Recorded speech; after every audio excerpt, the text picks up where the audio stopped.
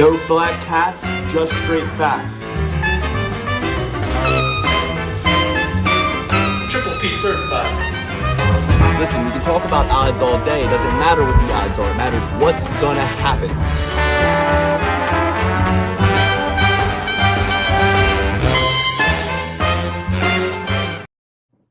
Welcome back. It's the Perfect Play Pursuit Live. We are here to break down UFC Vegas 105. Josh Emmett versus Lerone Murphy. Coming off the heels of UFC Mexico, we're going to talk a little bit about how that weekend went, how the bets went, how the fights went. And then we'll break down top to bottom Emmett versus Murphy, the whole card, prelims and main card right here, right now. Chat in with us if you're watching live. We'd love to get your take on UFC Mexico and the like. I have some good little spots, I think, this weekend coming up, but I'm mostly just focusing on building resources towards my big bet, which will be on April 12th on Mr. Diego Lopes, who can do anything. And I'm seeing a lot of those YouTube videos and Instagram reels kind of leaning my direction, too. People are like, wait, how the fuck is he an underdog? You know, like, oh, well, that's not what I'm talking about. I'm talking more so like people are putting up the meme of the guy pulling the cop's gun from his waist and being like, if Volkanovski loses against Diego Lopes, that is when you're in the right direction. 100%. When well, a lot of them have that bend to it too. A lot of them have that bend. They're like, oh man, like what if Volk loses this weekend or whatever? You know, it's like, I get what you're saying. There's a lot of. I don't trust a handicapped handicapper as far as I can throw. Now they're just not as confident. You know what I mean? Like the people, the protect this man at all costs crowd. Welcome to the show, Alex. By the way, if you're wondering where Dan is, it's opening day of baseball. You know where he is? You know where he is, Luke? I whooped him so bad in chess, he decided to quit the pot. So that's how it works. You play me in chess, you come at the king, and even my queen, you best come correct. Well, that is not true. Dan will be back next week, and he might even be back tomorrow. We'll see if we'll hop on to do another show with Dan, or if we'll just leave his picks for the week in the open bet sheet, patreon.com/perfectplaypursuit. Get access to the open bet sheet. All of our picks listed out nice and neat. All the bets that we post in place are going to be there too. So, you know, if it's live, if it's a live bet, if I'm out of the bar, I don't necessarily open up the open bet sheet, but I do keep a pretty diligent account of all the bets I place in the night. I even live update how much I've won and lost throughout the night. Hedge plans. I post my live bets when I'm home with my laptop, which is pretty often these days. I have 2 children under 3 years old. So, guys, welcome to the show. I was in a really good spot at UFC Mexico, Alex. Really good spot. Set to be able to win a lot of money. If a couple of things went the other way, like I'll give you an example. If C-Rod wins, I'm up. If C-Rod wins, I'm up $2,000, right? I think, yeah, like, so C-Rod, yeah, I would have been up close to maybe $3,000 if C-Rod wins. And that was crazy because the crowd wanted him to get the nod. I didn't see round 2. I was out for my wife's birthday, but I saw round 1 and I was like kind of 50-50, could go either way. But ultimately, what the fuck are you doing, Christian Rodriguez? You should be striking with this guy. Why are you trying to press him up against the cage? This is not your style. Your style is guys try to do this to you, and you spin off the cage and blast them and beat them the fuck up, or reverse them and get a takedown. But he's out here jumping guillotine, going for submissions off his back, sacrificing round 1. Didn't see round 2. Heard he lost it pretty bad. Then dominates in round 3, doing what he should have been doing since minute 1. Just putting it on him, striking, going hard, moving forward, slipping and moving. So I think C-Rod could have gotten the nod, didn't, messed up a lot of my plans. I had him across everything. I was like, this is generous odds. The caliber of opponent that Costa is just not to the level of anybody that C-Rod has decimated lately or beaten lately.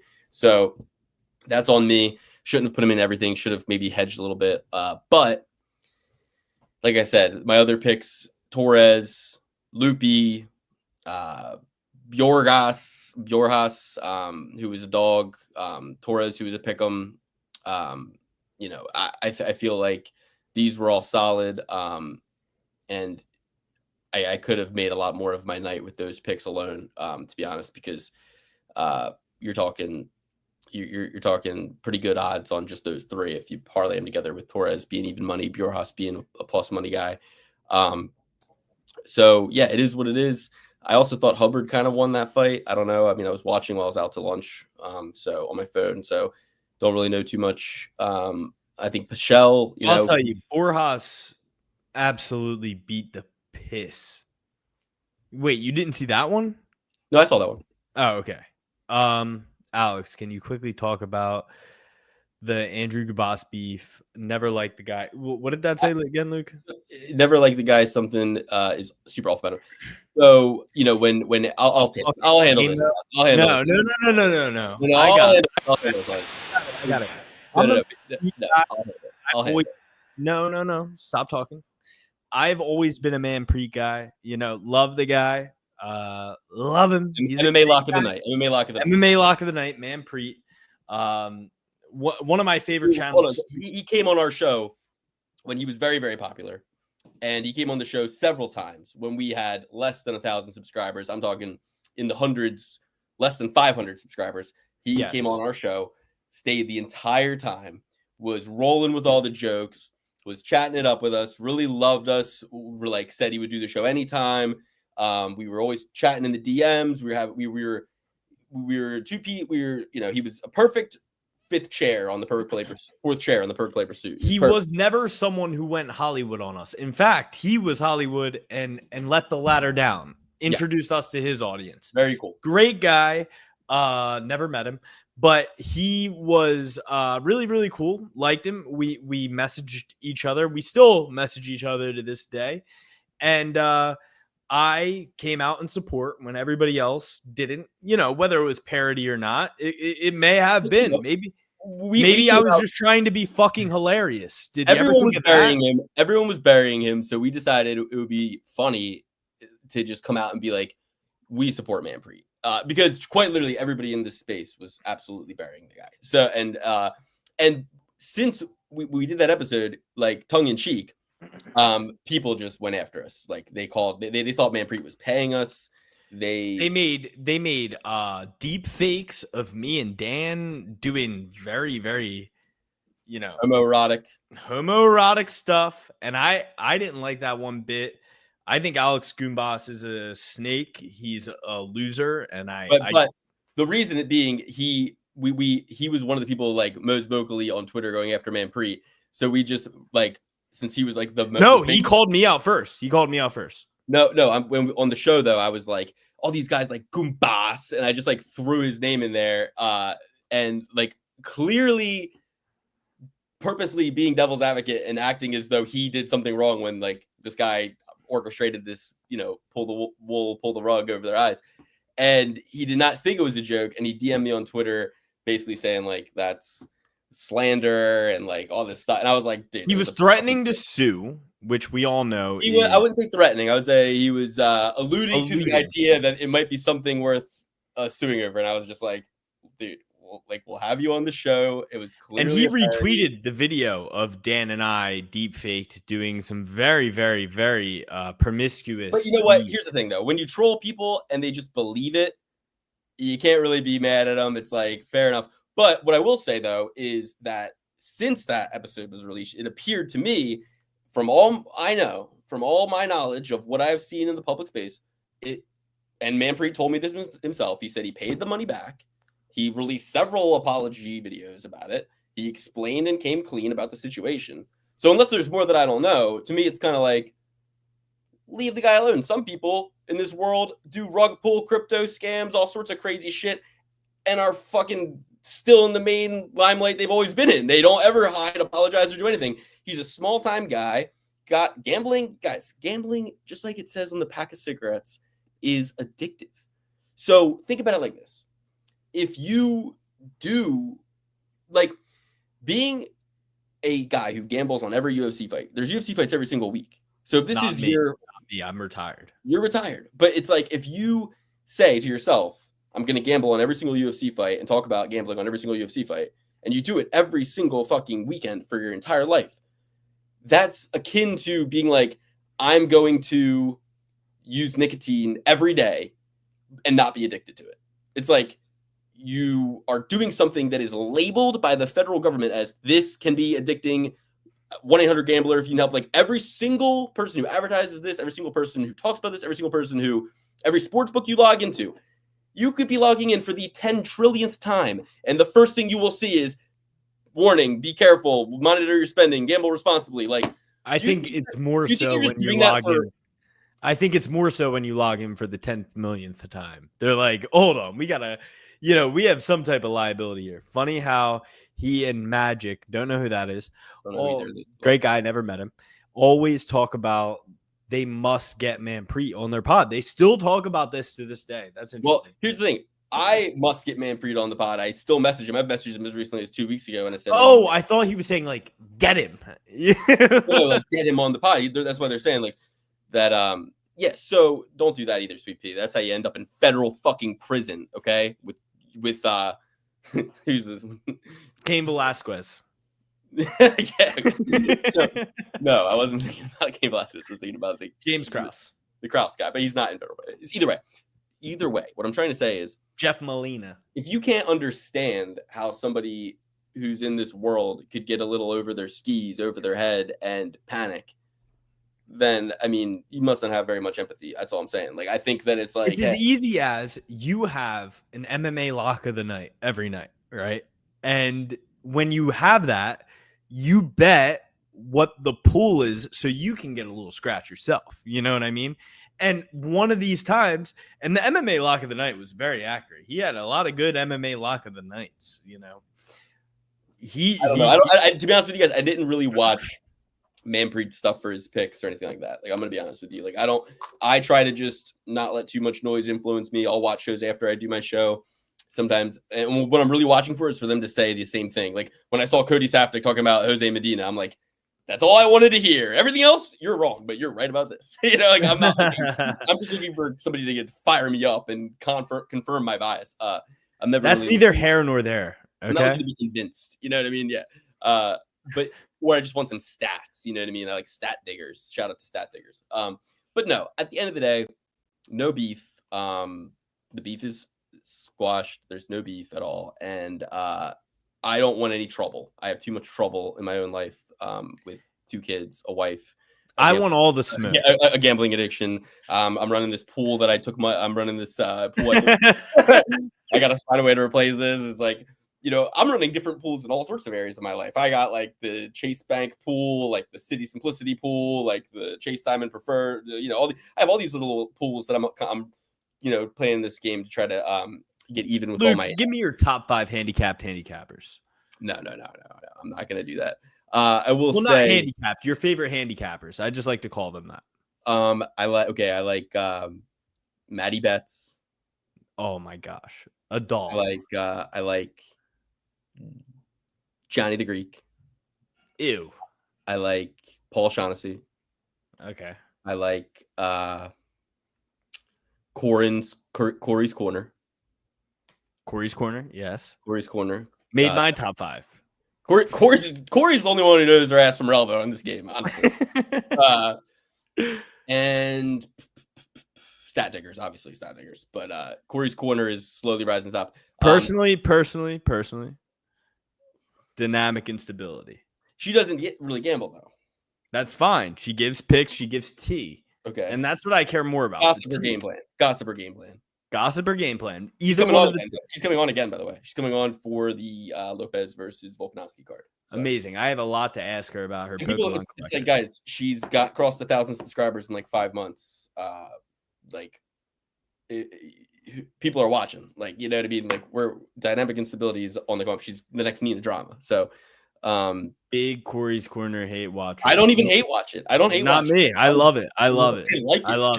I love it. Okay, so I've had this idea for a while. Dynamic Inspo, MMA Guru. He doesn't really handicap, but he will tell you what's going to happen. He does full predictions. Huh? He does full predictions video. Yeah, full predictions. You got to credit that. Then we've got MMA Lock of the Night. Then we've got Connie's Corner. Yes, agreed with you, Sanson Cal. It is protect dynamic instability at all costs. Yes. She's a doll. She's great. Got one foot on a banana peel and the other one on dynamic instability. So it's like she might slip into full dynamic instability if you don't give her much needed love and adoration. So much deserved love and adoration. So when it comes down to it, just back to what I said, you gotta be responsible. You gotta stick to a budget. I'm currently $2,400 beneath my budget. So, sometimes you gotta have a budget, and then you have to have a shadow budget. You know what I mean? Like I have two budgets. I have the budget that I say, and then the budget I realistically believe in. You know what I mean? So it's like, but then I don't go beyond that one. So it's when people go beyond that third, when people go into the third ring of Saturn, that's when you're really fucked. I stay in the first XJ. I went deep down. Baby, are you down? Luke knows this. It's not MMA gambling. It's just hardcore blackjack. I think I can count cards. I'm like 1, 2, 3, 4, 5, 6. None of them. It doesn't matter how many cards I count. I still lose every time. And Luke knows this. As Luke, I listen. So I showed up to Philadelphia. I get Alex. He's wasted. He's been at the wrestling college national championships all day. He's wasted. And I go, he's like, I'm in about a $500 blackjack hole right now. I go, okay. I give him 200. I go, we'll dig. His ticket price. I'm like, let's dig out of this. Let's dig out of this hole. So we turned that 200 into like $700, right? And we did it in like 45 minutes. You know what I mean? Now I was supposed to be master of coin because I was not drunk. But Alex just he's persuasive. He's very convincing. You know what I mean? So we lost all 700. We should have walked. I had it in my head. I was like, I was trying to tell him, I'm like, well, let's walk away right now. We got your 500 back. We got my 2. We're whole. Let's just walk away. But that's just, it started with him just being like, okay, yeah, just give me $100 and then we'll keep playing. I'm like, all right, fine. Here's 100. Now we're down to $300 hole. Now we're down. Then it was all right, 100 more. All right, now we're down to 5. Okay, we can't lose this 5. Then you lose the 2. It's like, all right. He's like, well, we're gonna win the next hit. So it's just tough. It's tough you're walking on ice. You might as well dance. And bottom line is sometimes you boogie a little too hard. He's a good blackjack player, but when you release your inhibitions, drinking the devil's poison, it's gonna end bad. That's why I think gambling is a reflection of everything else in your life. When I gamble the best, I do my 8-day fast. I get right with God. I'm doing my push-ups. I'm training hard. I'm not drinking. I'm not doing anything bad. I'm eating healthy. That's when because why? At the end of the day, you have to be able to exercise discipline in gambling. So when you exercise discipline in all these other areas, you're used to it. It's second nature. Then when you gamble, you're able to be like, pull out, right? You got to get. There's a reason they give you free drinks at the table. Yes, because it releases your inhibition. It makes your give a damn is busted. You gotta have and listen. But here's my problem, right, guys? I also am a bit of a cowboy, so it's like I do sometimes my best work when my back's against the wall. I sometimes do my best work when my give a damn's busted. So it's brand new. It's the devil and God are raging inside me, and the truth lies somewhere in the middle. You can't have it's a real Sophie's choice. You got to be able to, because it's like, okay, you got to zig when you should zig, and you got to zag when you should zag sometimes. You know what I mean? A double-edged sword, catch-22, Sophie's choice. I know not one lick of what any of these expressions mean. You can almost say the house always wins. You could almost say, like Norm Macdonald said one time, he said, I met a guy, he said, I was a great gambler. I never won. I was a very lucky gambler. I never won. And that's the key, because if I didn't hit a perfect parlay and turn $20 into $1,660 on my sixth, I can never say sixth. My sixth. It really is not a good word for like podcasting and like for ranting. You know what I mean? It really gets in the way. But attempt 6 of me trying to hit a perfect parlay, I hit a perfect parlay. $20 and $1,600 every single fight on the card, correct? An unforgettable experience, an unforgettable moment. If that never happened, I would not know it's possible. I wouldn't be chasing the dragon, so to speak. So, once you experience that, I appreciate you tuning into the live stream, my friend. But Luke, like these guys in the UFC, they nothing beats walking out, hearing the crowd, fighting a man in an octagon. You start to get brain damage. They don't let you do it anymore. And that's the same as gambling. You start to get brain damage, meaning you lose too much money. Your wife, your mom, your husband, someone's going to pull you aside and be like, you can't do this anymore, and you won't be able, you won't have the faculties like these fighters to go, you're right. You'll be like, you know what I mean? It's going to take a lot. So I have lost the faculty. My biggest motivation with gambling is to make sure I'm like Bert Kreischer when he talks about drinking. You know, Bert Kreischer's thinking about drinking. He's like, I always want to be healthy enough so that I can drink. I never want to not be able to drink. That's why I quit gambling, brother. That's why I quit gambling. That's why I quit gambling, because I gotta keep drinking. Otherwise, I'll wake up with the shakes. You know, I'm like, it isn't true. It was a joke. Okay, haha, hee hee. You wake up with a little bit of the heebie-jeebies. But the thing is, I need to make sure that I don't get carried away full circle like Manpreet did a little bit, who we love and have forgiven and respect. I don't think he got away with himself. I think he did the right thing. Those gamblers were going to lose it regardless. It might as well went to him. Yeah, I mean, I can't say what I was about to say. But basically, you got to make sure you can keep playing the game. I don't play for money. I don't play to win money. I play to keep playing. I play to be able to keep playing. You know what I mean? Every day, it's any given Sunday out there. Any given Sunday could be my last at bat. So I have to play so that it's enough of a reason to keep playing, so that I can have enough of a reason to keep playing. And Luke, that's exactly why I had to quit gambling, because I need to be ready for Sundays, because Saturdays we can't. I can't get left from right. Even though I was pretty hot on MMA, I lost all my fame and fortune on the blackjack table, of course. I mean, UFC Mexico, you got Medeiros, you got Emmers, you got Godinez, you got Charez, you got Rodriguez, you didn't get Biojas. You missed on Rodriguez. But you did get Raul Rosas Jr., Torres, and Moreno. So, I mean... No, Raul Rosas Jr., absolute stinker of a performance. Fights of the night, though, you were good. He was an absolute stinker, loser. I think the biggest loser on the evening is Raul Rosas Jr. You can't get Vince Morales out of there, you know.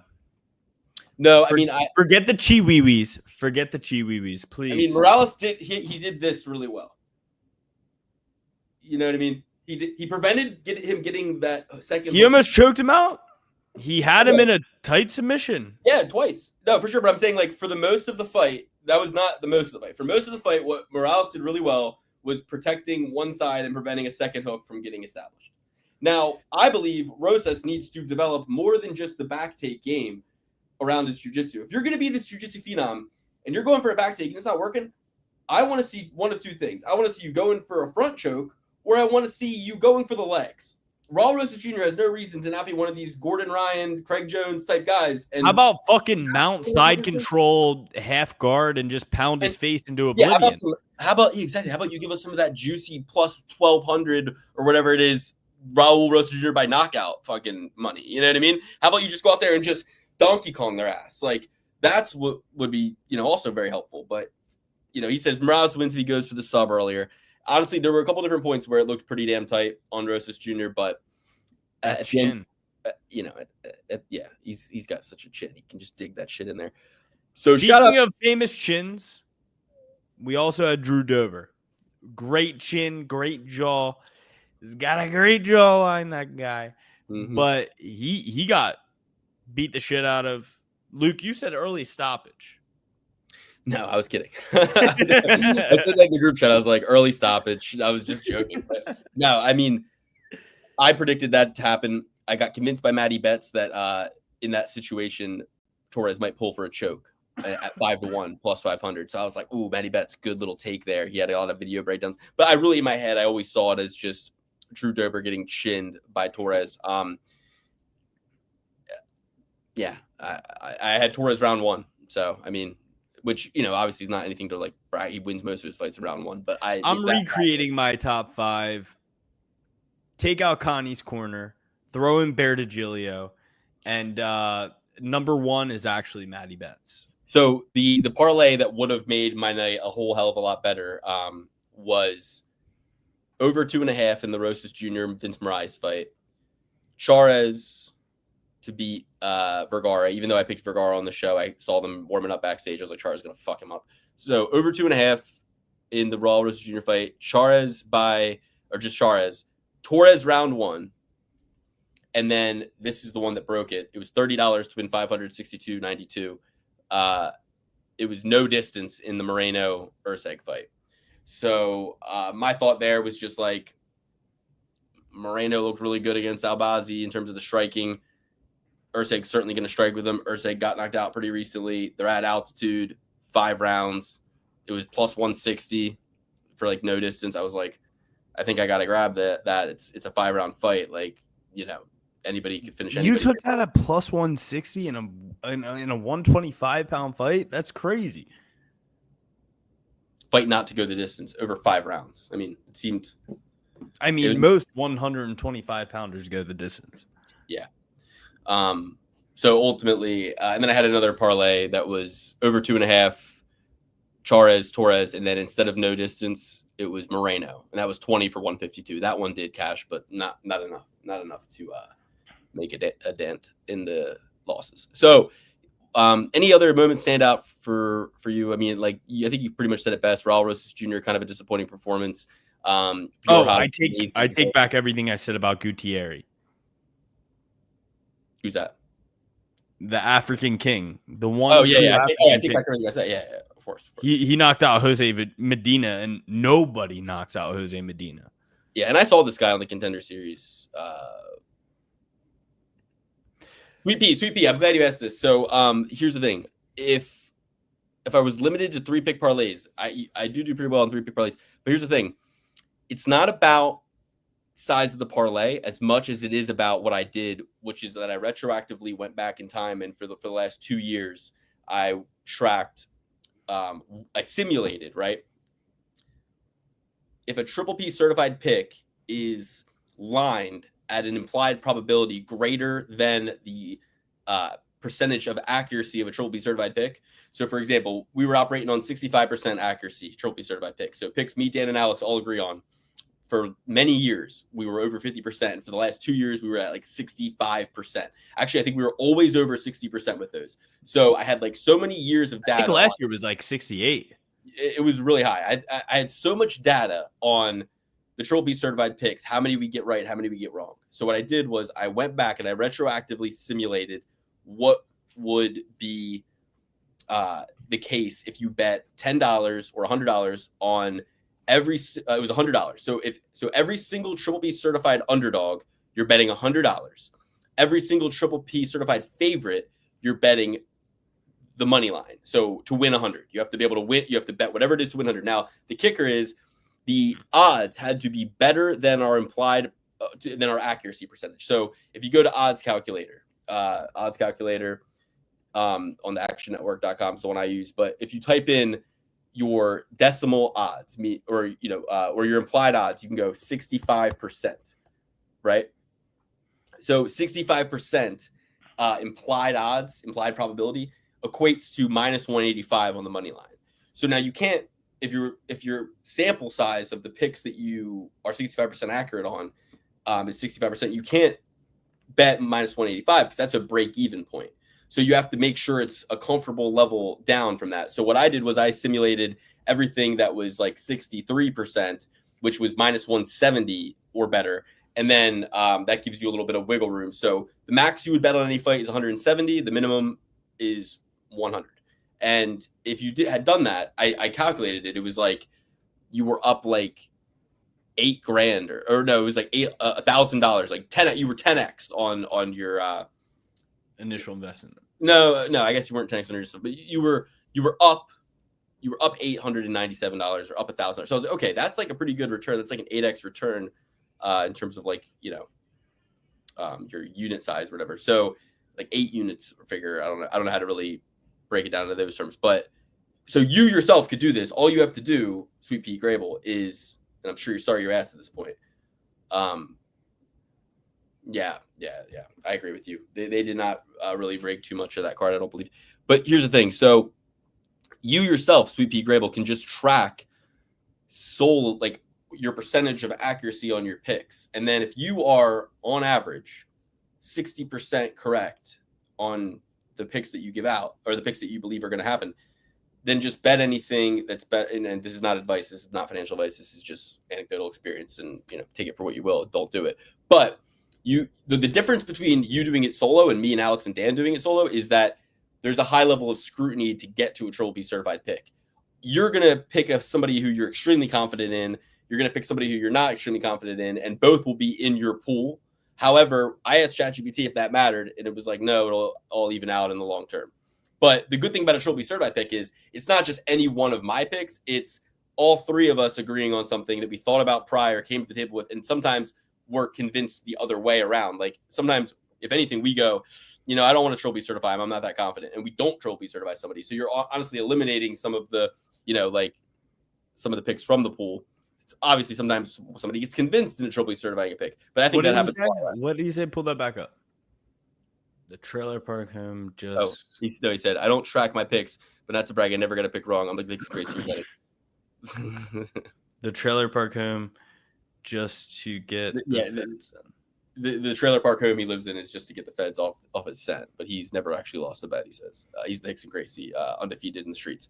There's only one thing to say to that. I've never lost, but I've also never been injured. It's one of those things. Luke, I actually just sent you something in regards to Chael Sonnen. It was Chael Sonnen AI'd onto like the coolest knockouts ever, and it was like just a peek into Chael Sonnen's undefeated record. And it was Chael Sonnen knocking everybody out crazy. Some were him as Alex Pereira, some were him as Yair Rodriguez. Like I gotta see that. It was crazy. Chael only has one recorded knockout win in professional competition, and it's not actually recorded. Like you can't find the video anywhere. And I don't know if you know this, but when he was on the regional scene, his mother actually like funded the whole event. Like she created the event so he had somewhere to fight. Right. No, because back then, it was credentialist mentality. It was regulation. And he said, I'll just make the rules myself then. Perfect. That's how you have to do things, And the rules are, if you tap, you just lose that round. Guys, I did this exact same thing, and I encourage every young person to do the same thing. When I was in college, I just started an LLC. I started a company. So that way, coming out of college, and I didn't even know this, I was doing this until it worked. And then I realized, oh, that's a good idea to tell people. Because I started a company when I was in college, the first thing on my resume wasn't I worked at fucking Dairy Queen. I worked at Dick's Sporting Goods. It was president of this company. And then all the things I did. So and guess what, guys? The company wasn't that successful. You know what I'm saying? Like the company wasn't. He'd still be there. He'd still be there. He wouldn't be here talking to you. But they appreciate the gumption. They appreciate that you're trying something, that you're living your education in a real world sense. While not many people would do something like that, right? But it's for the price of an LLC. Boom! Now you've certified yourself. You know what I mean? And now people will take you more seriously. So it's not that expensive to start a company. It's like $150, Lazy boy sucks. Get him out of here. C-Rod, like, what do you even do with C-Rod now? What do you do with C-Rod? He can't win. Pray for dog odds in his next fight. Yeah, that's the only time you'll ever fucking win. He needs it.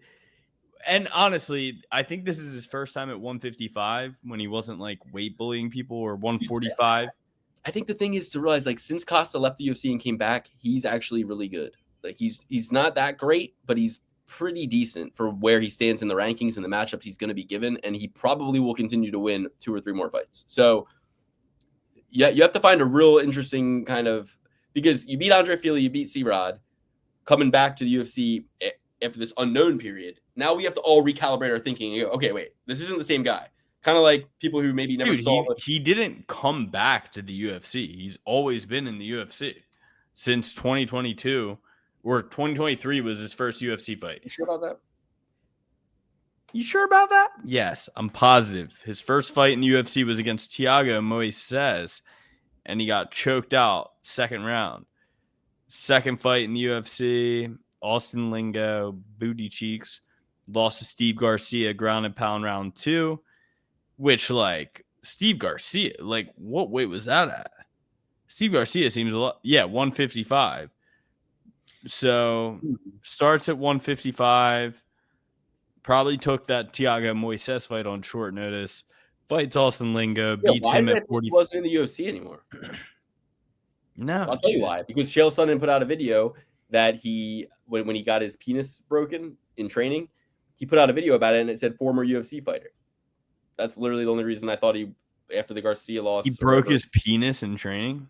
I think that's who it is. Yeah, check Chael's channel and for that CCC. Check Chael's channel. But yeah, I'm just waiting for the day where I can hire Corey's Corner and even more famous, women who don't even know about the UFC to just read a script I give them and give you guys, the picks delivered in a way that you'll watch, because these women, they get more views than us. Like, they're doing something. It's more appealing to watch, her than me. I get that. So like, well, Luke, I want to have an avatar. I want to have an avatar that's just something better for it. Our audience is 100% men besides beautiful Carrie Jane. You know what I mean? It's like it's 99% men. So it's like, just they want a strong woman to listen to, and I'm prepared to give that to them. I will give her a script every week. I'll be like, "You're Luke now." We had a lot more women when Athena May was on here. I will say that we had a lot more views with you. Exactly. So it's like we need an avatar, and it'll just say Luke's assistant or Luke's vice president or Luke's queen, whatever you want to call it. BBB, bitches be betting. Yeah, I mean, that will be what it is called, guys. That's the working title. I mean, Trademark, copy, patent pending. Pending as much as it can be. Jamal Emmers didn't make it easy. He did knock him out in the first round. It's there. He did knock him out in the first round, but he was kind of getting his butt kicked. Markel the Shell, not great. Not a great performance. Not great at all. Wrestling is his weakness. Shout out to Austin Hubbard. He's just in there to lose. He loses split decisions all the time. My heart goes out. That's very shallow of you. That's all I would say. That was very shallow of you. Not diehard.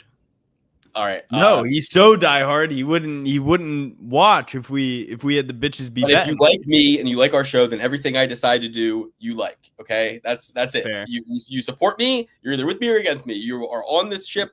You have to admit, like, okay, Luke must know what he's doing. I'm here now, so let me just give him a chance. Okay, give it a year. I literally thought I was going to be alone tonight, and I was like, I told the old lady, I said, you got to be Jules. You got to be Jules for an evening. You got to keep me on track. If the train gets derailed, I wasn't prepared to let you show up by yourself. I was like, you're either you bring me back on. I mean, I would love for you to do it by yourself, but I just thought I'll just be worried the whole time. I might as well just go do it with him. So anyway, yeah, not really much else to talk about, I think, from that card. We can move on to next week. Torres, star of the show. Moreno, annoying as all get out. Wish he could finish the fight or just, whatever. But that's all I got to say, Vince Pichel, I thought you won. Kidding. Yeah. I fell asleep during the Moreno fight. If I'm being honest, the whole night kept me on my feet. I was Viva La Mexico. I was Guadalajara. I put some fucking salsa on my chocolate chip cookie, and didn't stay awake through the whole Moreno fight. We got a good audience here. Justin, Sweet Pea. We got CC, MMA, BG, Sass and Kyle. Thank you guys for being here. So we're gonna start at the top of the card this week. We're not gonna. I might not even break down the fight opener and the fight after. We got to keep him here. No, let's just give him. Let's keep the fire going. Let's breathe some. Dan's not here. We'll start at the top of the card. Main event: Josh Emmett versus Leron Murphy. 15-0-1 Leron Murphy coming to the Apex from Manchester top team. He only has one split draw against Zubaira Tukhugov. And that was on the card where Khabib fought Dustin Poirier. So go back and watch the fight. That's all I'll say. You know what I mean? It's like, yeah, they gave it to Zubaira on a night that Khabib was fighting, on a night that they built a fucking arena for the guy in Abu Dhabi or wherever, Riyadh, and they had, a vested interest in getting Khabib's friends wins, or in this case, a split draw. So I don't know. What I don't like about LeBron Murphy, his activity. He hasn't fought since 2021. Only fought 3 times since that split draw, since before Khabib's retirement. So we're talking 3 fights since 2000 and since his last fight in 2019. So this is a massively. I'm sorry, I scrolled way too far down. I'm sitting here, I'm looking at this. I'm like, the ad, honestly, the Tapology ad bumped it up. I'm looking at this. I'm like, wow, he really hasn't fought. Tapology really is like, I'm like, no, the $1 million website now. It's got ads everywhere you look. It's bang, bang, bang, bang, bang. I can't even pay attention to this Tapology. And not one of them is relevant. This one's for. Okay, I thought it was a scarf company, but it was an appliance. I am getting Pokemon ads right now, so they're listening. McDonald's. I haven't been to McDonald's in ever. I don't go to McDonald's. I'm a Five Guys, Wendy's, Taco Bell. I go to Burger King before I would go to McDonald's, and that's all. You're not Guadalajara, Mexican? No. So okay, so yeah, he fought in October. He fought in May. He fought in. He was supposed to fight in February before the May fight against Dan Ige. So one of the stories with LeBron Murphy is motherfuckers would be scared of him. Gabriel Benitez, Charles Jourdain, Nate Landwehr, Nathaniel Wood, Dan Ige. These are fights that should have happened and never did. Or some of them have, obviously. But I'm saying that, like, these are fights that people have pulled out of in one way or another against LeBron Murphy. He's good. He's undefeated. He's a tricky puzzle to solve. Equal split between knockouts and decisions. Never has gotten a submission ever. But 19 wins. Amazing streak. Really talented. Honestly, guys, this is a really tricky fight to call for me because it really comes down to how deep does 40 affect somebody in these weight classes below 170. We know the answer to this, guys. We know that the opponent who's 35 and older loses at lower weight classes more often than not. And this guy fights at featherweight. He's a 40-year-old featherweight.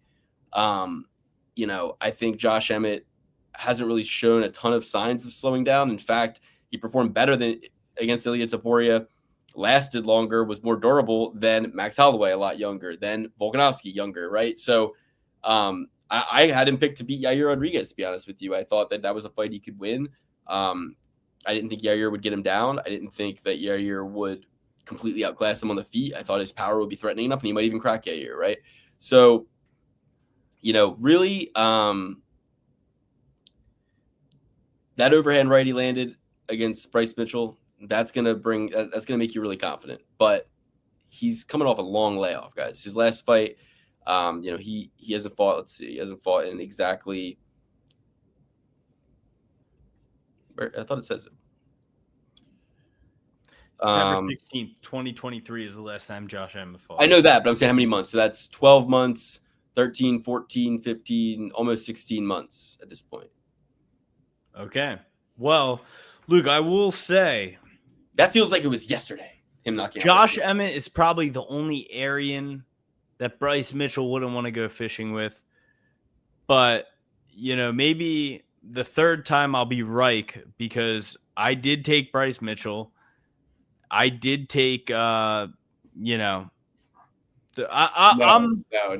Kind of, but no. Euro was salsa on your cookie. That a metaphor for, hey, my girlfriend is Latina. My girlfriend is technically Latina. So, that is not false, but it's, sometimes you need to put sauce on your cookie. That Matan Evan. Look it up. Just look up, the biggest, best comedy special to hit the scene in a very long time. The biggest special. Any of size. And you'll know where that reference comes from. I mean, it's Brendan Schaub. It's Schaubism. It's a Schaub classic line. So Ringo Poppy. Shout out to Brendan Schaub. We're not as dumb as you guys think. Okay. Great guy. Have met him. And he's a perfect gentleman to me. So I can't say anything. You have met Brendan? I was jogging through the city of New York on my way to Marcelo Garcia Academy.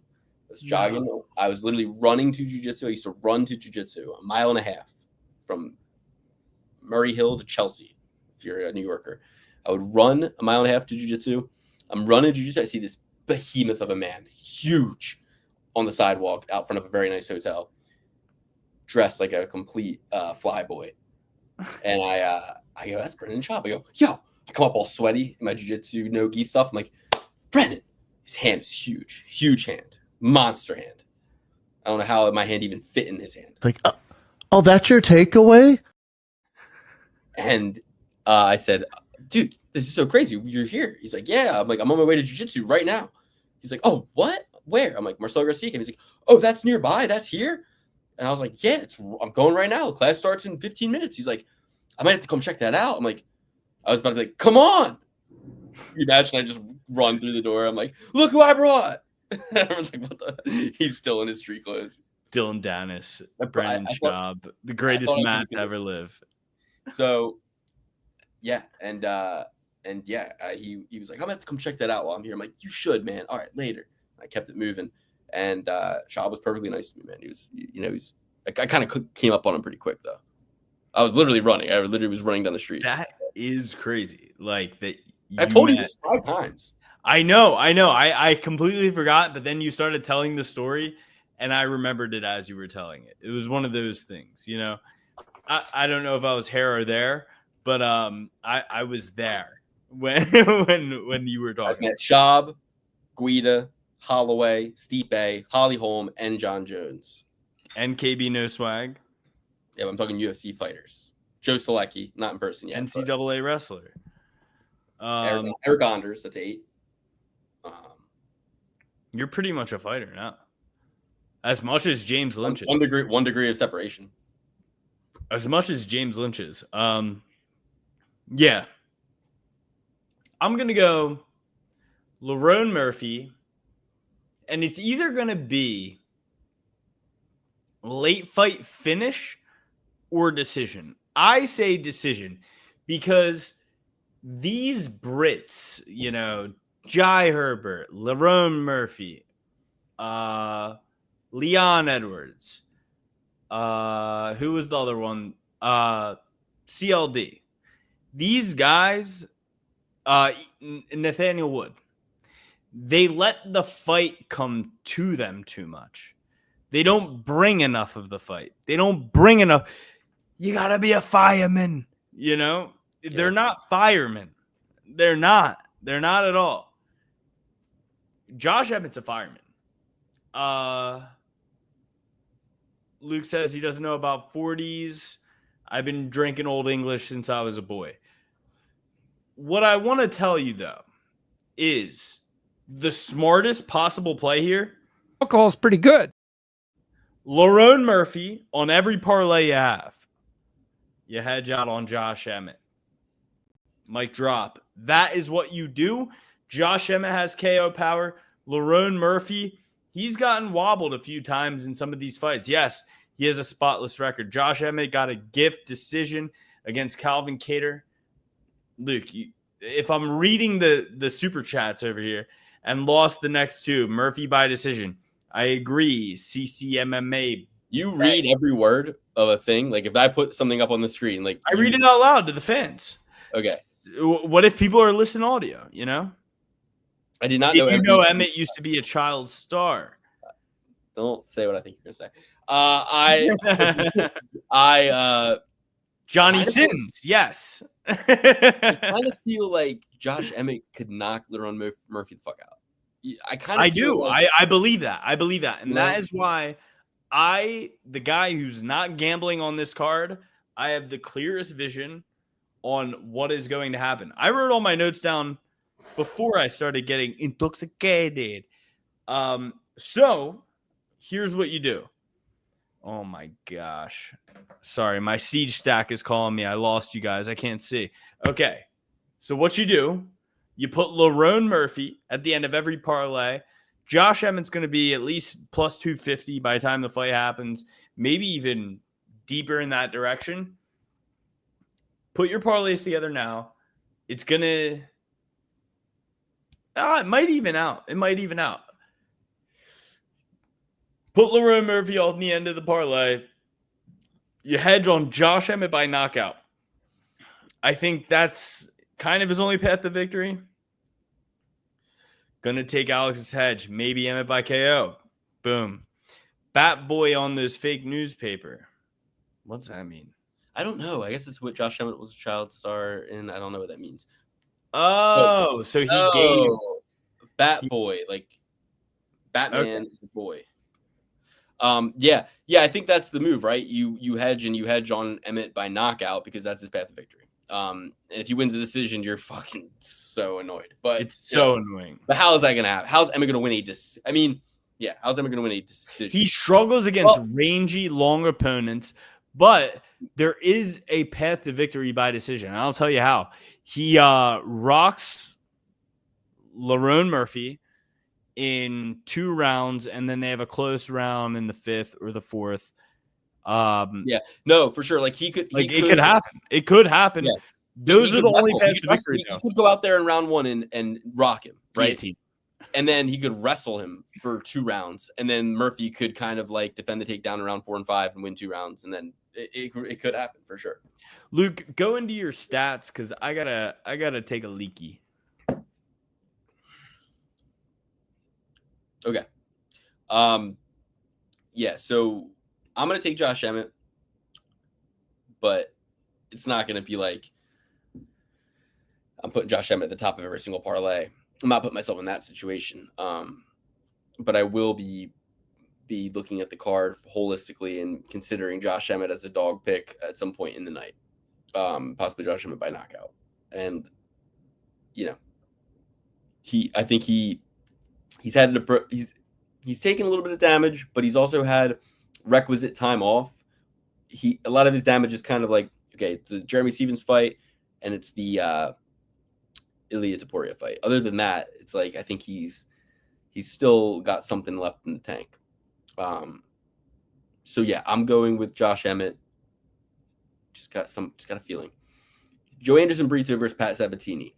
I think this is an interesting one. I think that there's good value on Sabatini here. You look who he's lost to, the Damon Jackson knockout, we can throw that one away, like kind of call that a fluke. The Diego Lopez knockout, Diego Lopez can do anything. He's amazing.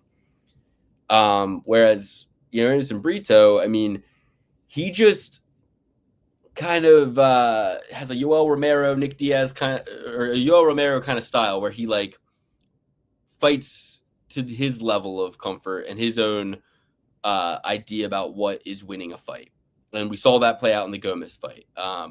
Close fight, but a fight that he kind of didn't get after the win in the ways that he should have. His IQ wasn't there. So I think Sabatini could out IQ this guy. I think he could make him miss, make him pay. I think he could get him to the ground here and there. I think he could dominate with some grappling. I think he can just kind of play the point system and get a win here. So formal pick for me will be Pat Sabatini. He can't. He won't. His only path to victory is submitting guys. Brito by knockout. I agree. Pat Sabatini, you look at his losses, 3 of the 5 losses he has are by knockout. He will get knocked out by Joe Anderson Brito. And if he doesn't get he got knocked out by Damon Jackson, the leech, dude. Are you kidding me? That wasn't a ground and pound, like I take you down and pound you out. That was a clip you and finish you on the ground. Joe Anderson Burrito has the same thing in his bag of tricks. And Pat Sabatini ain't leg locking him. He ain't rear naked choking him. He ain't submitting him. So I would say if you wanted to play this smartly, just like I said the last one, you take Joe Anderson Burrito by knockout or decision, even the line out to probably a minus 100. Then you also take Pat Sabatini by sub or submission, which will probably be plus odds. That will even your line out. That would be a great bet. That would be a great bet, in my opinion. If you make it to here unscathed, unscathed. You heard it here first. Alex is suggesting you bet both sides of every single fight. Okay. No, my picks are I know. Lerone Murphy and Joe Anderson Burrito. But you think Lerone that Murphy there's by value in decision hedging and both? Joe Anderson Burrito by knockout. Those are my picks. But I'm saying if you want to be smart, if you want to be wise, and you get to the final 2 fights of the evening, which Luke always says, oh, you got to do this, you got to do that. Hindsight's 2020 for Luke every single time. He's like, oh, well, you should have hedged on this, you should have hedged on that. I'm telling you what you should hedge on beforehand. So if you make it to here and you have a 5-pick parlay alive, you have 2 picks left, or you have a 4-pick parlay, 1 pick left, Burrito by knockout, maybe hedge a little bit on, Pat Sabatini. I'm just telling you how these guys can win and will win. Yeah. Okay. So next we got Corntavious Ramios versus Chang Ho Lee. Ho Lee Chang, I'm going with Corntavious Ramios. I think Ramios is going to stomp a mud hole in Chang Ho Lee's ass. I think he's going to beat the shit out of him, win the fight, bloody him, damage him, give him a black eye, get takedowns, and just stomp a mud hole in him. So I'm going Corntavious Ramios plus 135 on Typology. Love it. Need it. Want it. Gotta have it. And yes, why? It's like, well, he's faced good fighters from all over the place. He also, whereas Chang has really only fought guys from his region in his entire career. He's only fought guys, besides like an 0-2 guy, Nigel Archer Jr., Mikal De Jesus, Brazilian, who's 12-7. But for the most part, a lot of his competition is going to be against guys from the road to UFC. I don't think he's the rightful favorite here, and I think he's going to lose to a Corntavious Ramios, who's the hungry dog and will run faster here. Well, holy cow! I think nope, Lee Lukey. Okay, Vader come with Lee. Come with Lee. I thought it was Chris Tucker in Rush Hour. Come on, Lee. Yeah. No, I will not. I will not. Absolutely not. I'm right. Holy cow! I'm going with Romuus. I don't know how he gets this one done, but I actually think this is one of body type, mass. Didn't have to spend 2 years in the military. He might have, but he didn't have to. I'm going with Romuus. All right. Next, we got Martin Budai versus Kennedy Nzechukwu. Kennedy's coming off the knockout of Lucas Bresky 3 months ago. Before that, knocked out Chris Barnett a month prior. Lost a split decision to Ovin St. Preux. Got knocked out by Dustin Jacoby. But over the last couple of years, we've seen, or the last year, I guess, we've kind of seen, a Kennedy Nzechukwu that people want to get behind. He's 6'5", 83-inch reach, 6 inches of reach on his opponent, Martin Budai, who will come in a little heavier, 30 pounds heavier, and a year older. Coming off a split decision win against Andrei Arlovsky, complete snoozer fight. Then before that, got knocked out by Shamil Gaziev. And then other than that, he's only beaten Lucas Bresky, who Kennedy just finished by split decision, Jake Collier, and Josh Parisian. So not a great strength of schedule. Martin Budai is somebody who Bisping was always high on. He's only got 2 losses, but ultimately... Martin Budai? Are you telling me Michael Bisping was high on Budai? He was. And it's funny because, yeah, he actually was. But what do you think about this one, Alex? I think you got to go with the chalk here. Kennedy Nzechukwu, he's undefeated at heavyweight. Maybe he was sucking down a little bit too much weight. He's a big guy. He's a huge guy, 6'5", 83-inch reach. A little older, 32 years old. Younger than Budai, though.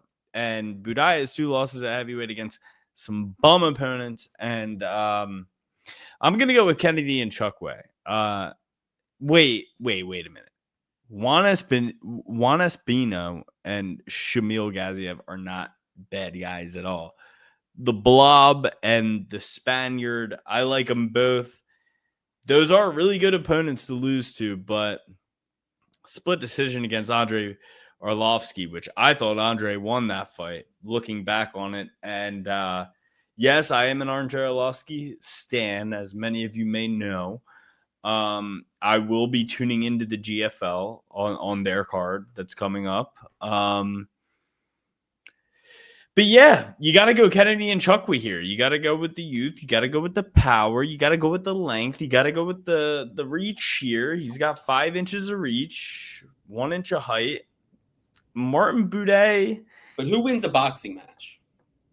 Kennedy and Chukwui. Oh, okay.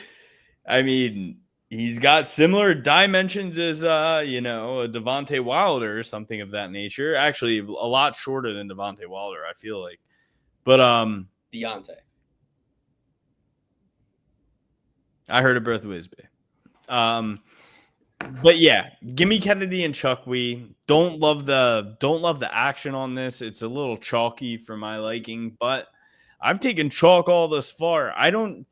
The only way I see Martin Boudet winning is by decision. So if you want the mastermind picks of the night, it's either Kennedy and Chukwui, knockout or decision, or Martin Boudet by decision. Yeah, okay, I'm going with Kennedy and Chukwui as well, for all the same reasons. I just, Boudet has kind of disappointed me too much. I can't really trust him.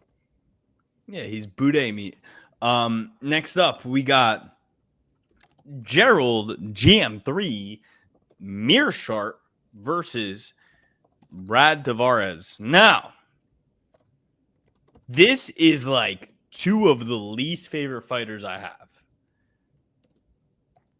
I actually like GM3 a bit, but Brad Tavares, man, like a stinker of a guy. Give me Gerald Mearshart. They're both dumb. They're both stupid. Yeah. No, they both are insufferable. GM3, it's like, how do you ever really get behind his career after the Hamzat thing? He's a I like dynasties. I like the Anderson Silvas, the Ilia Toporias. I don't like guys who you just know are going nowhere at this point in their career. I want to get him out of the UFC. Granted, he beat Barberena, fine. He beat Shabazian 7 months ago. Loses to Renier de Ritter. He almost beat Renier de Ritter. But you look at a guy like Tavares. He's 4-1 in his last 5, Luke. Right, they're both going nowhere. I mean, and Brad Tavares. The only win Brad Tavares had in the last 5? Weidman. Don't kick me there. Hey, I'm walking here. That's my Chris Weidman. Mm-hmm. Yeah. I mean, look, they're both 37, but I think Tavares wears it a little bit better. I'm going to go with Tavares, but I don't love it. Yo, Luke. I won't be betting him. Quick fact. Silva and Topuria, Topuria is like better than Anderson Silva at this point. Like Anderson Silva fucking lost everybody at the end of his career. He kind of give Topuria 13 years and then we'll figure it out. Plus, Topuria knocked out Max Holloway, who's never been knocked down, and Alexander Volkanovski, the 2 best featherweights he could possibly compete against. He's finished them. Like, what more do you want? Who knocked out Forrest Griffin before Anderson Silva? I don't think a single soul did. Rashad Evans. Did he knock him out? No. Did he? Worse than what Anderson did. He bounced his head around 55 times. The thing about Rashad Evans, the only thing I remember is him like knocking the shit out of fucking And Topuria competes at a much more competitive weight class than Silva did. Silva competed at 185. And 205. So he opened the bracket up. But who do you fight at 205? Forrest Griffin and James Irving. That's it. The Sandman, Luke, you don't remember. I'm the biggest Anderson Silva fan. Don't even. You don't remember. You don't remember. It's fine. But I'm saying dynasty fighters, guys who go on undefeated streaks, win belts, challenge other weight classes. Like that's who I like. Okay, look at Ilia Toporia's record right now. Pull it up, please. No. Pull it up right now because Bryce Mitchell was on short notice. I don't. Jai think Herbert was on short notice. Everybody Ilya Taporia has ever fought and was on short notice. Besides, and he got him out of there. And he got him out of there. Out cold. Well, not all of them. I think he actually won one by decision. But yeah, Yusuf Zalal, who's a great. Who is great. Who's an all-time great of the division. He's great in his own right. Okay. Future champ. Yusuf Zalal is what you mean. I'm going Mir Sharp. I'm going Mir Sharp by sub. I'm going Tavares is well-rounded. I'm going Tavares is very well-rounded. He's very well-rounded, and if he does win, it's by decision. But I think Mir Sharp can get him out of there. Yeah. Okay, next we got Robert Valentine versus Torres Finney. I watched Torres Finney's rise on the Contender Series from amazing. From getting that submission win, getting his first win, going out fighting, getting a submission win, going out fighting, getting a decision win, getting another decision win, getting a knockout win. And I think Torres Finney is the truth. He's only 5'8", fighting at 185 pounds. He's only got a 75-inch reach and a half, but his opponent's only got a 77-inch reach. So where his opponent struggled in the UFC was against Ryan Loder when he got taken down, right? I think Torres Finney could take him down. I think Torres Finney could win a decision. I'm going to be picking Torres Finney. Lou, give me Joaquin Buckley's height right now. Best walkout song ever. Anderson Silva's walkout song. DMX Ain't No Sunshine. Whose height? Joaquin Buckley. Probably 5'7", 5'8". Boom. Finez Tori, Finney Torres, I heard it both ways, B. I'm going with Torres Finney here. I think that he wins by decision. Sorry, it says Buckley's 5'10". No way, Jose. There's a 0% chance. And Joe Rogan's 5'8". With a 76-inch reach. And Finney is going to have a 75-inch reach. So, yeah, pretty much. But, yeah, the thing is, Buckley he doesn't stand up straight in his fight. Yeah. So that's why he doesn't seem as tall. Probably. He has that Tyson. He has that Tyson shell,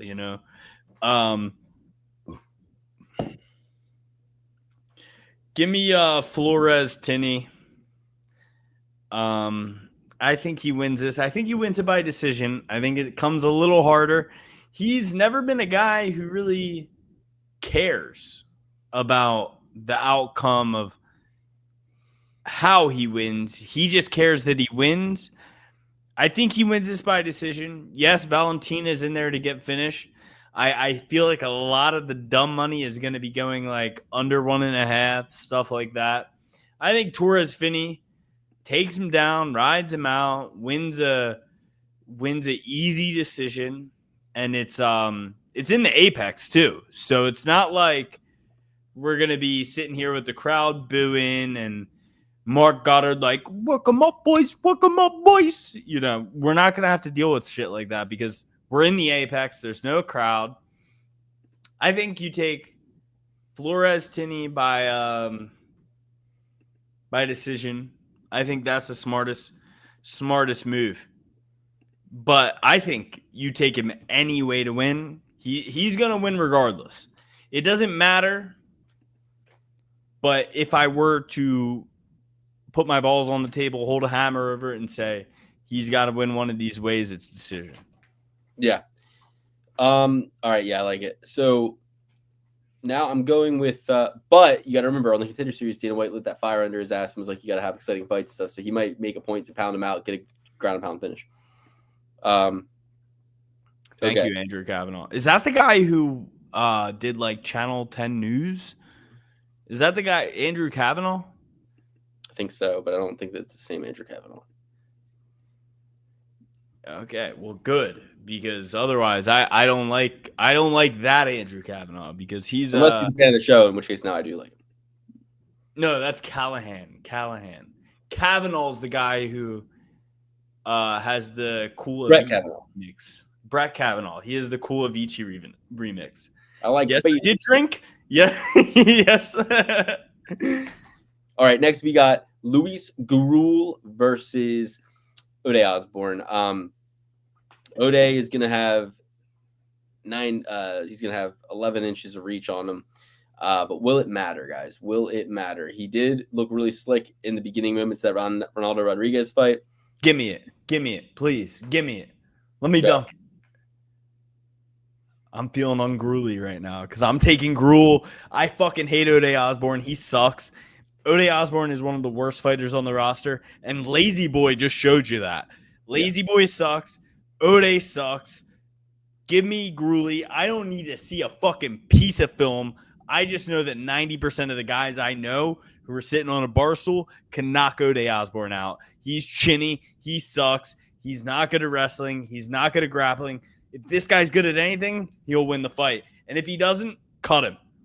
So he fought a really good wrestler on the Contender Series and kind of like won by split decision, got taken down, but got up, also landed the better striking offense. Nick Piccinini, that's who it was. And yeah, I mean, I think he knocked it out. Yeah, exactly. Because DC was commentating and he was high on him, and it was a close fight. Piccinini was able to secure some takedowns, but ultimately, too much damage, head kicks, shit like that. Garul, I think, knocks Ode Osborne out. Oh yeah, Ode Osborne is like Jalen Turner. He found God. He's a little too soft. He's like a teacher. This guy Garul is from somewhere in California. He's from Englewood. You know what they say about Englewood? Englewood always up to no good. Okay. So he's not from Englewood. I thought he was from Jamaica, Queens. No, Ode is from Jamaica, Kingston, actual Jamaica, but fights out of Milwaukee, Wisconsin. But this other guy is from Englewood, California, Luis Englewood. How the hell did you get there? How do you get from Jamaica to fucking Wisconsin? Well, I mean, I think he was like born in Jamaica, came over when he was a kid. I think he trains in Wisconsin because that's where the gym is that he trains out of. But anyway, people who were born in Queens never move, Luke. He wasn't born in Queens. He was born in Kingston, Jamaica. Maybe he went to Queens. I don't fucking know. But either way, next. No. Jamaica on the Queens is what fighter. I was thinking. Sorry. And there's not a line out on this one yet, but I expect it to be like minus 400.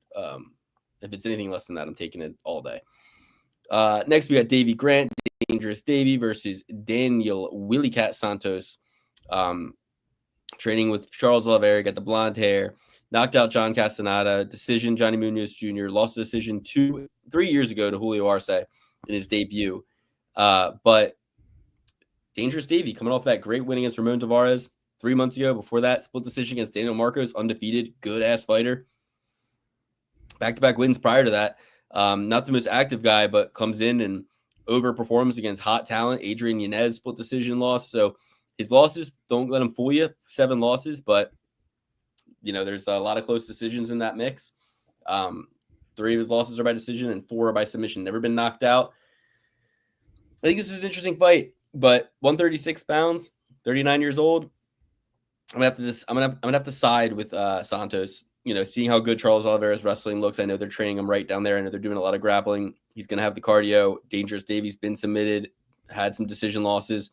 I think Willie Cat can outpower him, out-youth him, get him to the ground, win most of the rounds and most of the moments. So I'm going with Daniel Santos. Raymond Tavares is a weight bully loser, just like C-Rod. He misses weight all the time. I hold no weight in that win. But I'm going with Willie Cat here. Dangerous Davey Grant. Am I confusing him with another guy? You're confusing him with Ricky Glenn, who gets cut all the time on his forehead, and he might be winning the fight. He gets cut a lot too. He shows damage. He's always wearing the red mask. Yeah, he loses this fight. Yes, Rafael Sunzal, Luis Smolka. He does. No, he's at good value, but he ain't winning this fight. Ramon Tavares sucks. Rafael Sunzal sucks. Luis Smolka sucks. Yes, he had that knockout win against Jonathan Martinez. That's the best win he's had in the last decade, apart from Marlon Vera. You know when that win was, Luke? 2016. So this guy can't beat a single guy who's still in the UFC apart from Jonathan Martinez, who was fraud checked and was exposed. Marlon Vera got that back. This guy, Davy Grant, he's got a lot of scar tissue. He's 39 years old. He's fighting at 145 pounds. No, 35 pounds, right? Yeah. 135 pounds. The lower the weight goes, the lower your age has to be. Fuck Davy Grant. He's getting destroyed out here. He might look cleaner on the strikes, but he will lose because he's going to start bleeding. A guy like the Willie Cat is going to be throwing elbows. He's going to be cutting him open. Luke, I think you missed my perfect parlay. I think this is the week I get the perfect parlay right here because I'm seeing the board clearly. Everybody didn't know if I would gamble last week. Didn't. Showed restraint. Quit gambling cold turkey. Who could say that besides myself? Listen, I didn't even do a fucking raffle ticket. I am not seeing anything about this being true, but I'd love to have a link. Post a link if you have it. Yeah, so yeah, I agree with you. Perfect parlay. So does Andrew. The Willie Cat. The Willie Cat's coming. The Willie Cat is very willy. So far for me, it's Santos, Gurul, Ramios. Those are the three most confident I have from what we've broken down so far. Santos who? Daniel Santos. Don't put Garul on that. No, Gurul's gonna fucking knock out Ode Osborne easily. I believe so as well, but do not put money on that. All right, we got a few more fights to break down. Some good ones too coming up. We got Dion Barbosa versus Diana Balbita. Dion Barbosa coming off a loss to Miranda Maverick, and Diana Balbita got Yeah, submitted. you skipped like 3 fights. Oh, never mind. Sorry. No, I didn't. Yeah, no. Balbita got submitted by Molly McCann. It's Barbosa. It's Barbosa. She's the witch. I don't care what she says. The only true witch is Amanda Ribas. I'm a witch. Amanda Ribas. I'm a witch. So anyway, that's the true witch of the division. I'm going with Barbosa. Barbosa emphatically. You don't get submitted by Molly McCann, take a year off, and come back. She's out there in Romania. I think the Tates are pressuring Might have gotten a hold of her. But I got a hold of her. They may be pressuring her to fight. So I'm going emphatically with Dion Barbosa. We're into the cam business. There's one of two things those Tate brothers know. It's the cam business and fighting. Those aren't lies. Those aren't slander. They have admitted those. Give me Dion Barbosa, the witch. Double P certify. Don't want to talk about it. And give me her, Luke. Call me crazy. I think she submits Diana Velveeta Cheese because Diana Velveeta Cheese, you look at her losses. She has 9 losses, Luke. 5 of them by submission. And I think 4 of those are in the UFC alone. Let me double check. No, not in the UFC. 2 and 2. 2 and 2 or 2 and 3 of her submission losses are in the UFC. So give me Velveeta. She got submitted against Molly McCann. Molly McCann by armbar. Molly McCann submits you by armbar. And you're going to try to tell me you know jiu-jitsu. Molly McCann. Molly, put your gloves down in the middle. Patty Pimblett's crying on the side. Submits you. First round. Armbar. And Luke, 1 second left. Your arm couldn't take it 1 second longer with a Molly McCann armbar? So let's just move on. I don't want to even. This is disgusting me. So Reese McKee versus Daniel Frenza. Frenza making his debut off the Contender Series, knocking out 17-1 Vadim Kutsiai 6 months ago. Reese McKee has had bad luck in the UFC. Loses a decision to Angelusa. Loses a decision to Chidi and Chukwi. We all remember his Khamzat kind of situation. Came in, fought Khamzat Chimaev, got absolutely ragdolled. Lost to Alex Morono, went on a 3-fight Cage Warriors stint, finishing every opponent outside of the UFC, and then you know obviously winning belts through that division, through that promotion. Comes back to the UFC, loses back-to-back decisions. He's 0-4 in the UFC, guys. I just gotta think he's gonna win here. That's it. And he's gonna win, Luke. He's gonna win by submission. This guy, Frunzia, he has only lost by submission. Reese McKee has some great ground game, great jiu-jitsu. He's gonna submit Daniel Frunza. Sorry, I had to interrupt because no, that's great. So we're that both is on what's Reese gonna McKee. I don't see any odds out yet, but I believe he should be a big underdog, and him by submission should be like 12-1. So let's grab that and run with it, and just hope that this guy can win one fight in the UFC. I mean, they brought him back for a reason. He believes himself. He cried in his car when he got the Hamzat fight. He was so happy about it. He didn't know who Hamzat was. So it's like, I'm going with Reese McKee. Next All right. up, Victor Henry, Pedro Falcao. Falco punch. No Falco punch here. This is my third submission in a row. Victor Henry, submission. He's going to grind him down. Victor Henry is a catch wrestling guy. He's from the tutelage of, I think, who's the heavyweight? First heavyweight, or one of the first heavyweight champions. Josh Barnett. Catch wrestling guy, this Victor Henry. I think he goes out there. I think he submits the Brazilian and gets it done, regardless of the fact he is going to grind and push this guy to his limits. This guy's got a lot of muscle mass. He's done after 2.5 rounds, unless he's still on the EPO. I'm disagreeing. I'm going with Pedro Falcao. He just lost to Victor Hugo. Don't get confused. Victor Henry, Victor Hugo. I would myself definitely get confused. But that was his UFC debut after winning on the Contender Series by knockout, fighting outside the organization and Tough Enough. Comes back, fights Victor Hugo. Takes a year. He's 32. We're going to see a better Pedro Falcao than we are Victor Henry at this point in their lives, at this weight class, in this age group. And I got to think that he gets inside, possibly pieces up and knocks out Victor Henry. But I like where heads at, Alex. I'm not going to trash you for it. I wouldn't be surprised if Pedro Falcao lost. But for the time being, based on the age, based on a new myriad of factors, I'm going with Falcao. Sub or decision for me? Yeah. Strippers. Next, Vanessa Demopoulos versus Talita Alencar. Vanessa Demopoulos, 36 years old, coming off a submission loss to Jacqueline Amorim, which she was none too pleased about. Very mad about that. She protested the stoppage. The girl was grabbing her gloves. But the girl was grabbing her gloves. She was grabbing her hair. She was poking her eyes. She was accusing her of everything under the sun. I like that. That she it's like, hey, you're making a little bit of excuses there. You could say that, but you could also say she gave a fuck. I like that she gave a fuck. Okay. I don't like good losers. All right. Be a bad loser. Be like, I'm not a sore loser. Like, fucking Umar Nurmagomedov. Be like, just pissed that you lost. Umar Nurmagomedov comes out, you come out after the fact with x-rays and bullshit. No, I want to see you. I can make my hand look like that too. One thing's for certain. Umar wanted not to be in that fight for one more minute, let alone Marab, who could have done another 5 rounds. So it's like, I don't want to hear. Vanessa wanted to be in the fight still.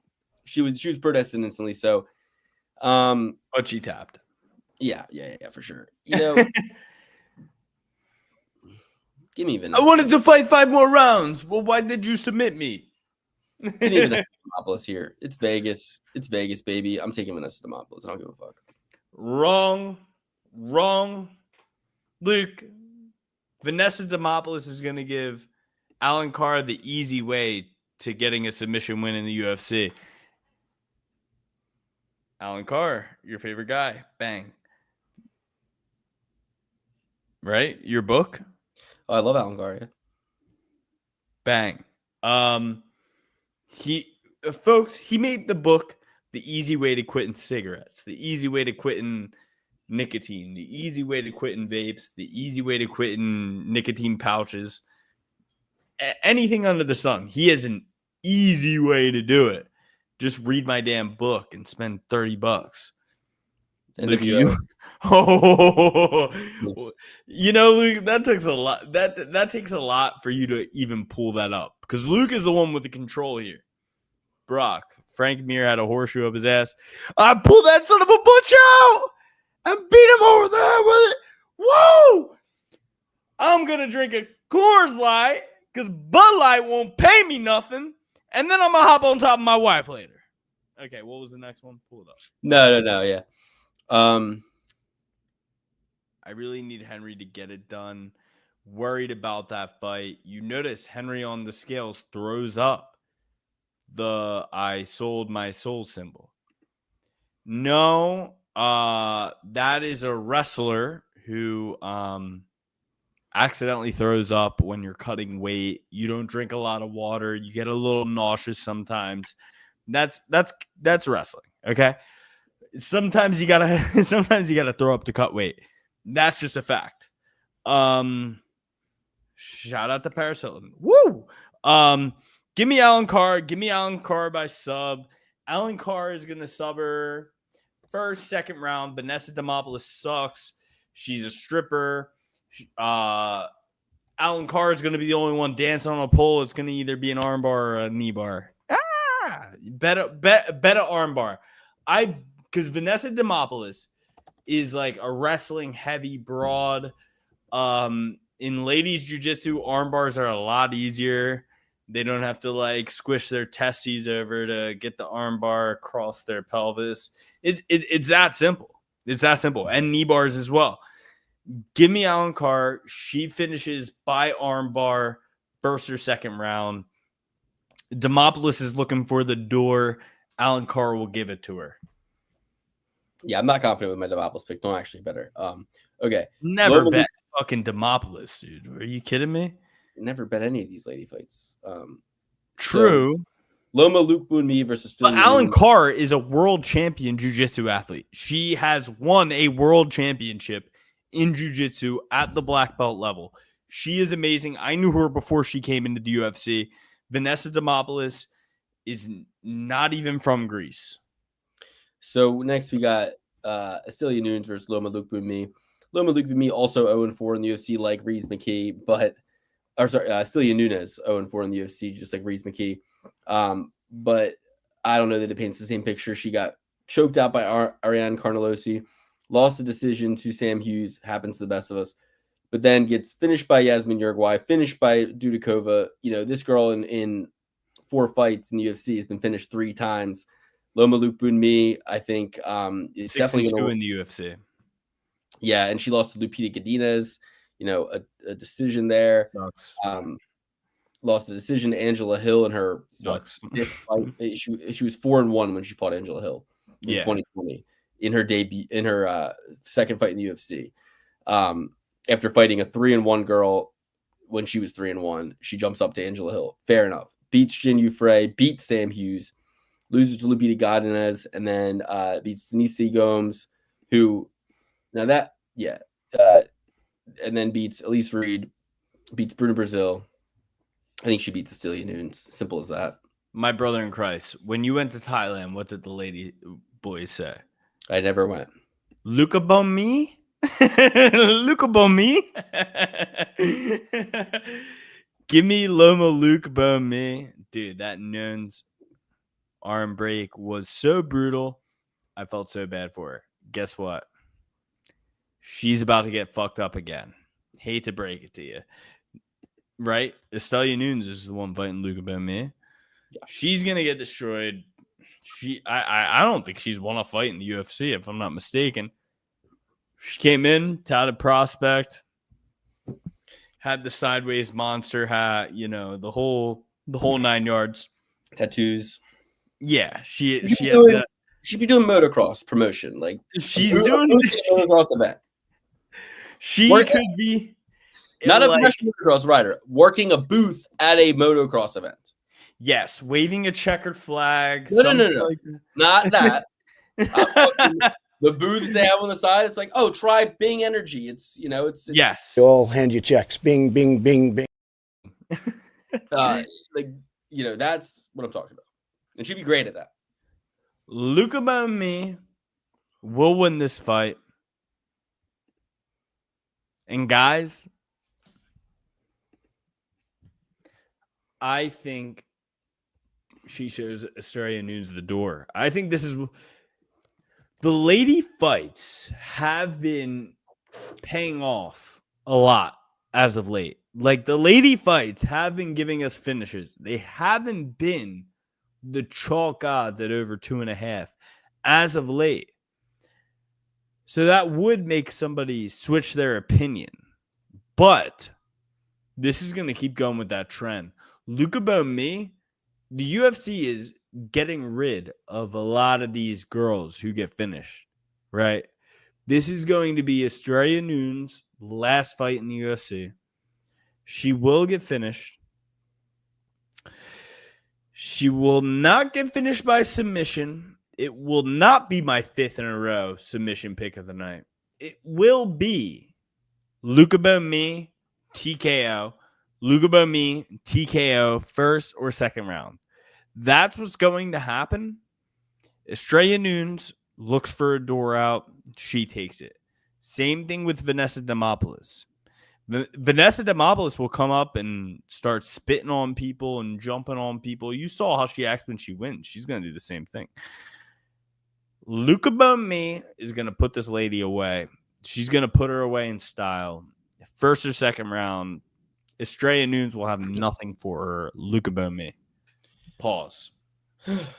I will not, but okay, let's go through our full picks top to bottom, and then Dan's picks will be in the open bet sheet listed out like they are every week. I might even come on with Dan, do an episode with him tomorrow if there's enough demand. Leave a comment if that's what you want to see.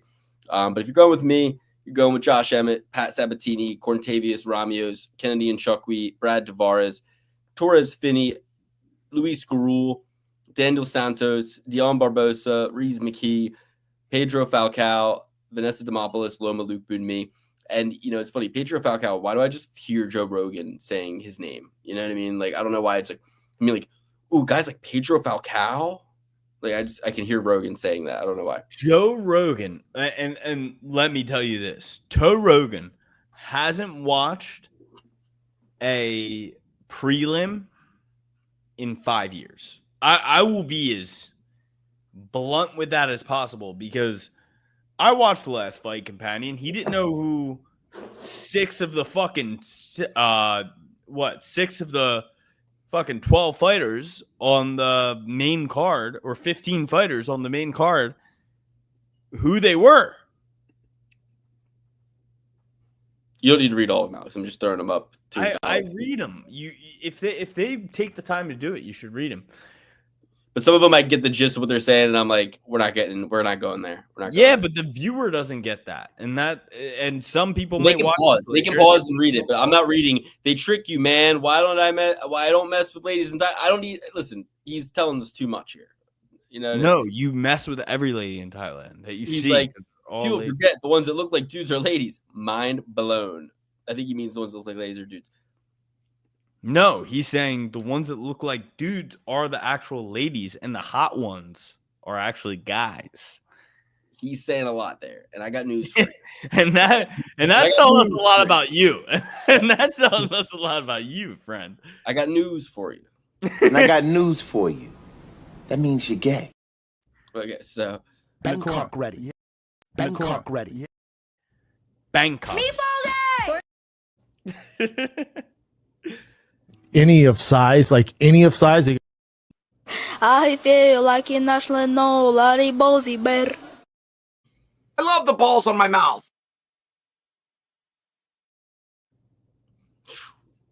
I was able to chain them together. That was great. Yeah, so if you're rolling with me, If me and Alex go to Thailand, this is what it's gonna look like.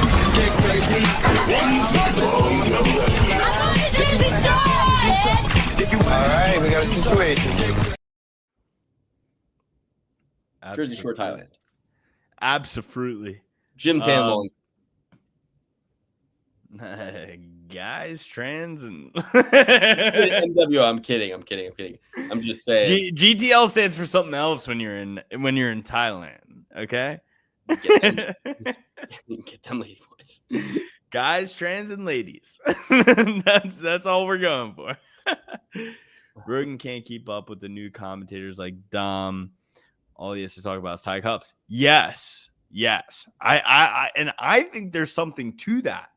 I think he felt something hard in a lady's pants one night, and in Thailand, and has been sold ever since. It's like, He's like, interesting. You just wear the Thai cup all the time. Just like people forget, man. Thank But you. yeah, Joe Rogan hasn't watched a prelim in 5 years. He doesn't know any of the fighters. Alex, full picks top to bottom. Yes, sir. Luca Bonmi, Alan Carr. You just wanted to hear me say that fast, eh? Luca Bonmi, Alan Carr, Henry, McKee, Barbosa, Santos, Gruel, Finney, Marshart, Nchukwi, Romulus, Brito, and Murphy. Charlie Murphy! And the double P certified picks, the picks that Alex and I both agree on this week: Luma Luke Bunmi, Reese McKee, Dion Barbosa, Daniel Willie Cat Santos, Luis Gurul, Torres Finney, Kennedy Nchukwi, and Corntavious Ramios. So a lot of agreement between me and Alex. Also a lot of stuff we differentiate on. But ultimately, the ones that we don't agree on, like Tavares, GM3, I don't want to bet on either of them. They're 37-year-old middleweights, I don't want to bet on Pat Sabatini versus Brito necessarily, but he's an underdog. I don't want to bet on Emmett against Murphy necessarily, but he's an underdog. So I like Alex's method of like finding some stuff lower in the card. You really like parlaying them with the favorites at the top and then hedging out on Sabatini and Emmett as two solid dogs, I think. But dogs that also have formidable favorited opponents. So you want to you want to put yourself in a winnable situation. The Pedro Falcao Victor Henry fight, again, like I don't know how that line's gonna look. I don't know. It's a pure age play. Demopoulos, I'm not confident on. But I think Luke Bonmi and Dion Barbosa are two stable female fighters as far as they go. And then Gurul by knockout, Santos over Grant, skip Finney maybe, but take Ramios. And then I like where Alex's head was at with it was Santos to submit Davy Grant, maybe. I mean, but Davy Grant's just so dangerous. No, I did not say that. Who'd you say was going to get the submission? Oh, McKee. Yeah, I like taking Barbosa, little stab Henry, at McKee. No. But the only one I had 4 straight submissions. I know. But the only one I actually agreed with was, okay, maybe Reese McKee can submit this guy. Alan Carr is also going to get a submission, and so is Barbosa. Yeah, so it's night of 1,000 chokes for Alex. But anyway. 4 chokes, strictly. 4 chokes at the bottom of the card. It's Las Vegas, Vanessa. It is Vanessa's Ramadan. I actually just for Mecca. Yeah. I actually just got done Ramadan myself, so great show. Feed the raccoon. Thank you, NWO guys. Fireball shots and Snooki lady boys after some fried gerbil on a stick to take you back to the pad. He's been to Thailand. What's a gerbil mean? I don't know, but it's clearly like niche Thailand stuff that he knows about. And a gerbil, maybe? I don't know, but I'd go to Thailand. I'm just waiting on the right time, just waiting for the right time. Caralho. Boys, girls, ladies, pearls. We love you guys so much. Gerbil. Oh, fried gerbil. Gerbil. Got it. Okay. Thank you all so much. We love you guys. Thank you for joining the show. Everything we said, we didn't mean, and don't ever gamble. And we love you. And we're drunk. The only thing we meant is that we love Manpreet from MMA Lock of the Night. That is true. In this episode, dude. I don't.